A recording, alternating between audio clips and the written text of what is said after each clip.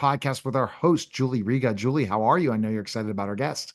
I'm fantastic, Neil. Fantastic. All right. Who's Here our we guest today? go. Welcome, everyone, to the Stay on Course podcast. We have the most amazing guest, Christine Skiff, who is the owner of Gift and Author Publishing, LLC. She's passionate about telling stories. She's an accomplished ghost writer, having ghostwritten over 35 books, including bestsellers. Her expertise is in author coaching, editing, marketing, and she's dedicated to helping independent and first-time authors bring their stories to life. Welcome, Christine, to the Stay on Course podcast. Thank you, Julie, and it's so good to be here. Thank you, Neil, for having me as well. I'm excited to talk to your audience today. Amazing. Well, Christine, before we get started, I ask all of my guests, what is your favorite food? Okay, my favorite food is soup, and my favorite soup of all is a Greek soup called, and I'm going to slaughter this, avgal lemonal, I believe. It's an egg and chicken and lemon soup. The egg is used to thicken it. It's not like it's eggs. So that's my favorite soup. Yeah, I Sounds love good. soup. Soup is like the best food. It's such a comfort food. We always forget about soup. You're the first person who's ever said soup, though. I think I'll be the first for a lot of things. I'm kind of weird in a good way, I promise. Not in like a serial killer stalky way. Amazing. Christine, just tell us quickly a little bit about your business. So I am the owner of Gift and Author Publishing. I call myself an accidental publisher because I didn't start out trying to be a publisher. I went to college, I came out, I was doing my little writing thing, starting to build my repertoire, my portfolio. And then I had 5 kids and I had to stay home for 15 years because all of them were special needs. And that took me out of the market for a while.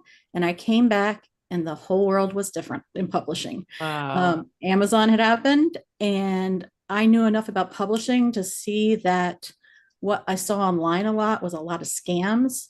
And so I built a team for myself that I could use to produce really high quality books. I wanted high quality editing, high quality formatting, illustrations, all of it. And eventually that team, everyone started coming to me, can I use this person? Can you help me with this? And after about a year and a half, I was like, I think I'm publishing and not getting paid for it. Thus, Gift and Author Publishing began. Amazing. So today we're going to talk about ingredients for success in telling a story, and you're very passionate about the storytelling process. Give us the first ingredient for telling a story. The first ingredient for telling a story is to identify your story. When you think about what you're trying to convey to your audience, it's so easy to look across your life and say, oh my gosh, there's so much. But you need to kind of narrow in, unless you're doing a full life biography, and really find the story you want to tell. And so once you identify your story, then you can move on to finding your voice. Identifying your story. So thinking about how would you direct somebody in that telling your story part or identifying the story for someone who's writing a professional development book?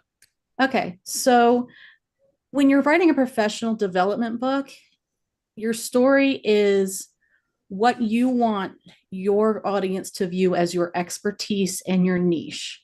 So if you are, let's say you're a real estate agent and you really thrive in closing on houses, you can get a house sold and you have a certain recipe that you have found works so well, that would be your story.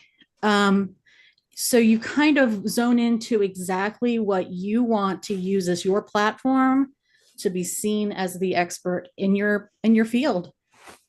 And you kind of wrap your why story around that. Oh, absolutely. So here's an example, my why story. I talked about why I'm a publisher accidentally, but why stories are so important to me is because when I was growing up, my family was really weird. We did not have a TV. So my whole life was reading and telling stories to my brothers and sisters and making them act out plays, which has traumatized them to this day. But also for every Sunday night, I lived in Maryland, out of Washington, D.C. on the NPR radio, they played old time radio stories. And my family, our big exciting thing of the week was to pop popcorn and listen to old time radio stories.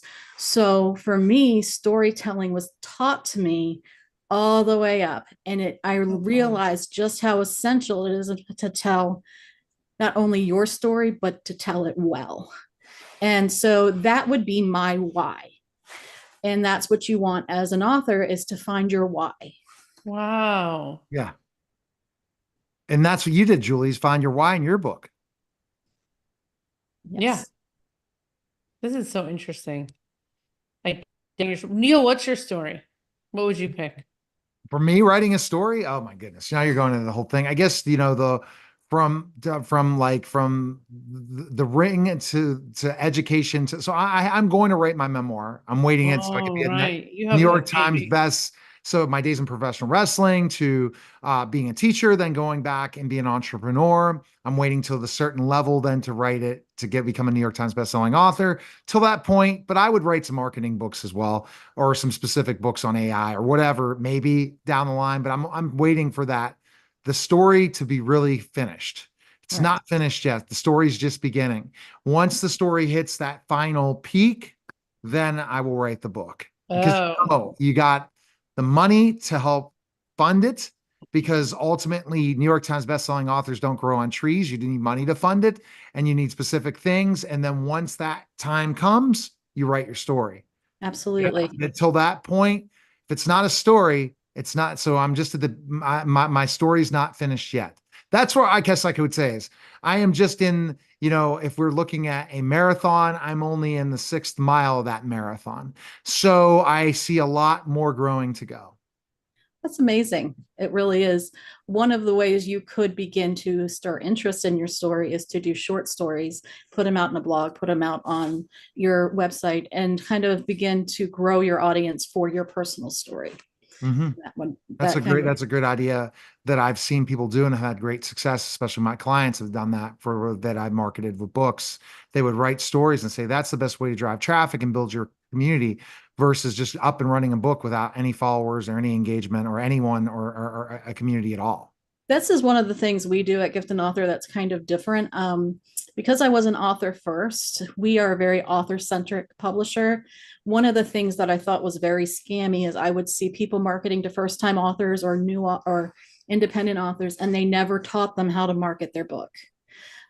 So with every contract that we do, 30 days of teaching you how to market your book and yourself is included, because I don't want to just stick you out there and say, go fly, little birdie, and not give you any direction to sell that book.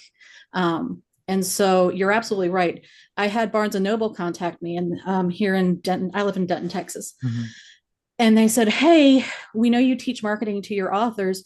Could you please come in and teach the authors here how to market their books? I can't tell you how many people come to us and they expect that we're going to market their books. And other than throwing up a poster you give us, that's not our job. We sell books, we don't market them. And so when booksellers are coming to you desperate for authors to learn to market their books, you know that there is a real issue in that part of the in my industry. The process. Wow. And I just think the first time book author, really, it's very hard for them to really be, unless they're planning on if there's only writing one book, to understand preparation before that book even comes out. If they're doing a series, you learn from your chops the first couple books, but ultimately you got to be ready, because once the green light comes on, there's only a certain amount of time in the Amazon algorithm to really be successful. And also, to be successful, you have to identify your product. Most people think as an author, your product is your book, and that is not the truth. Mm-hmm. As an author, your product is you. Mm-hmm. You are when people buy Stephen King's novels right now, they don't flock to buy his next novel because there's a new horror or mystery coming out. They flock because he's built his brand as Stephen King. As an author, you are your brand. And people, I give these statistics all the time and people are shocked. There are 700 books an hour published on Amazon. Oh, wow. That's a lot. Every day, 24 hours a day.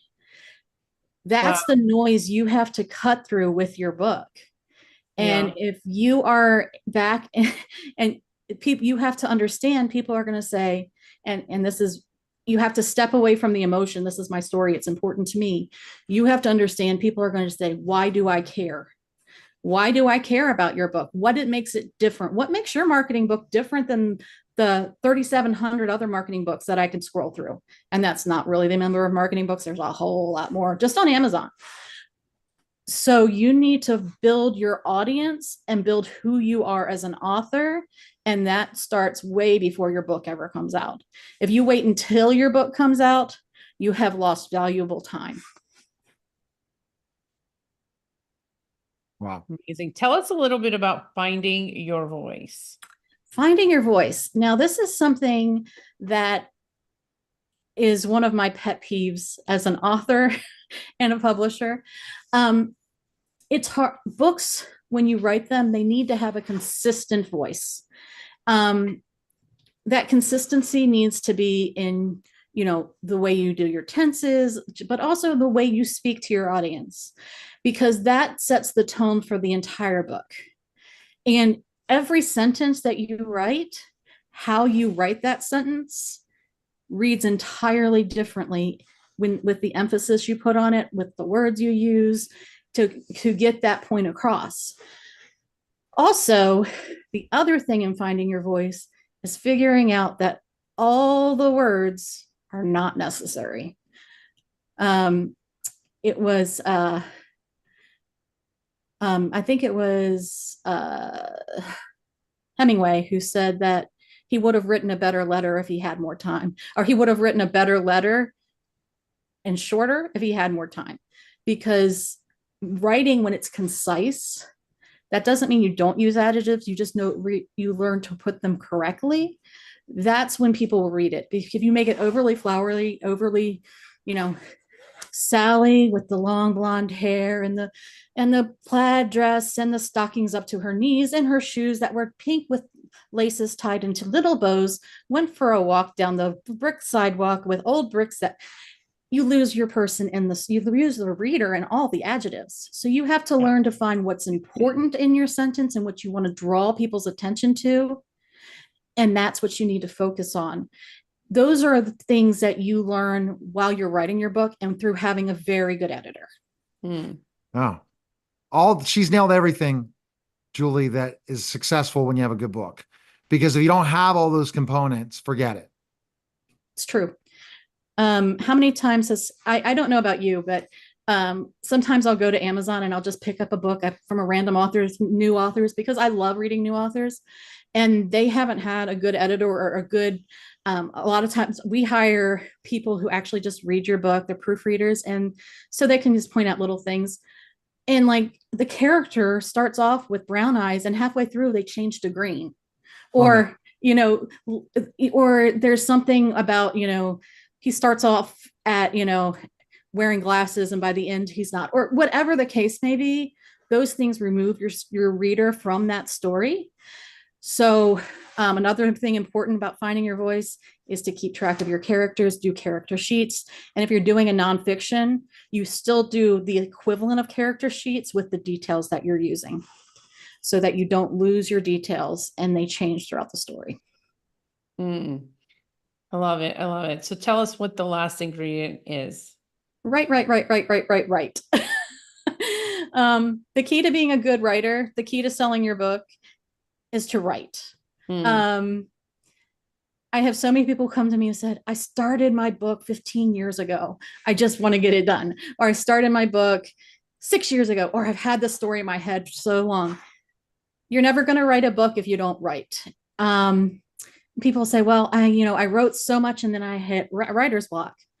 Any writer who tells you they've never had writer's block is probably lying to you, because I have yet to meet one. Writer's block, the key to writing through writer's block is to write, even if it's not your book. It's painful, Christine. It's painful. It's so hard. I wrote a book with my father. When my father passed away, he left me the life story, right? And I had to write a lot of that book.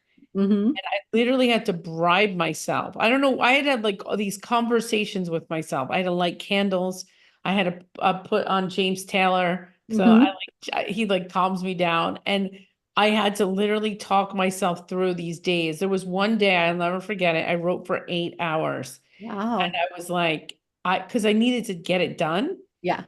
And I have that kind of ability to spend that type of time. Like I get hyper focused if I need to. Yeah. And this was just like next level.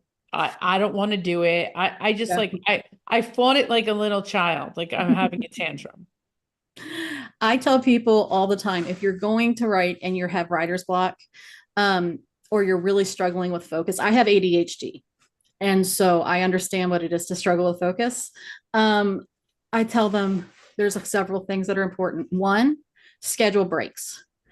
So, if you can't focus for more than 30 minutes at a time, then schedule your 30 minutes and then and I'm not saying take an hour break or to go to the store. I'm saying take 5 minutes, 7 minutes, go get a cup of coffee, just go outside, get some fresh air, change your environment, then come back and write some more. Taking breaks is very important. Also, bribing yourself when you really have that deadline that you just need to get it done, it's not a bad way to do it. Sometimes I'm like, okay, if you finish this, just finish this chapter and you get a bubble bath. I love bubble baths. Bubble baths, they're my jam. So, find something that is motivator for you.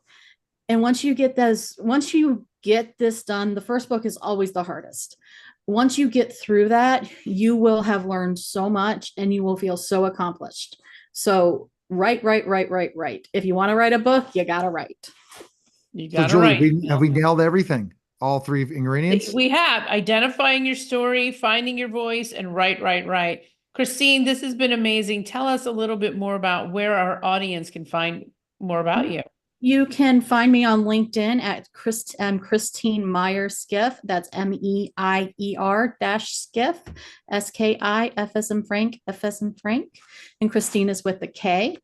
Or you can find me at my website. That's giftanauthor.com. And I would love to chat with you. I love hearing your story. And so feel free to hit me up. All right, fantastic. That was the special simulcast of the